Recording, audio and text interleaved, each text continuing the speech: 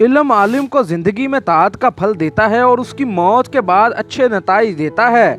माल के करिश्मे माल के चले जाने से चले जाते हैं। उसके लिए बशारत है जिसने आखिरत को याद रखा, हिसाब के लिए अमल किया, गुजारे की रोज़ी पर कनात की और अल्लाह सुब्हानहू व तआला से राज़ी रहा। जो कुछ मौत के बाद देखोगे, अगर तुम उसे अब जान लो तो कभी शौक़ से खाना ना खाओ, शौक़ से पानी ना पियो और ना घर में साया हासिल करने के लिए दाखिल हो। अपनी सेहत और फरात को ऐसी आजमाइश के आने से पहले गनीमत समझ जिसे बंदे दूर नहीं कर सकते। यतीम पर रहम कर, उसे अपने करीब कर और अपने खाने से उसे खिला। आदमी को उससे डरना चाहिए कि उससे मोमिनीन के दिल ऐसे तरीके से मुतनफ़र हो जाएं जिसका उसे शऊर ना हो।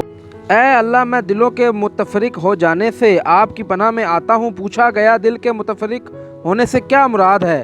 फरमाया, यह मुराद है कि हर वादी में मेरा दिल रखा हुआ हो। अल्लाह सुब्हानहू व तआला ने तुम्हें खुशकी और समंदर की सवारियां दी और पाकीज़ा नेमतें अता फरमाई ताकि तुम शुक्रगुजार बनो, गुनाह के कामों से बचो। अल्लाह सुब्हानहू व तआला की जो नेमतें तुम्हारे पास हैं उन्हें अपनी मजलिसों में दो दो एक एक होकर याद करो। अपने नफ्सों को अल्लाह सुब्हानहू व तआला की अताअत पर मजबूर करो।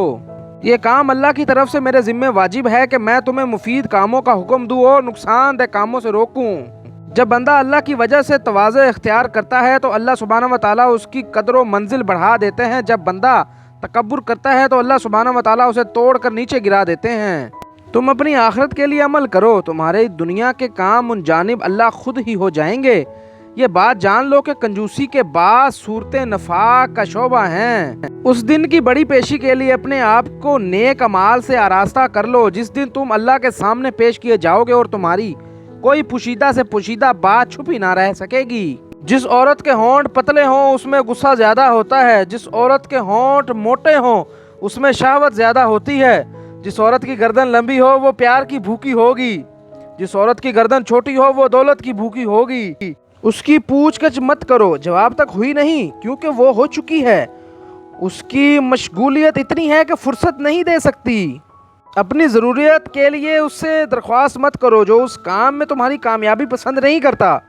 झूठी कसम खाकर जलील मत बनो क्योंकि अल्लाह सुब्हानहू व तआला तुम्हें झूठी कसम की सज़ा में हलाक कर देगा।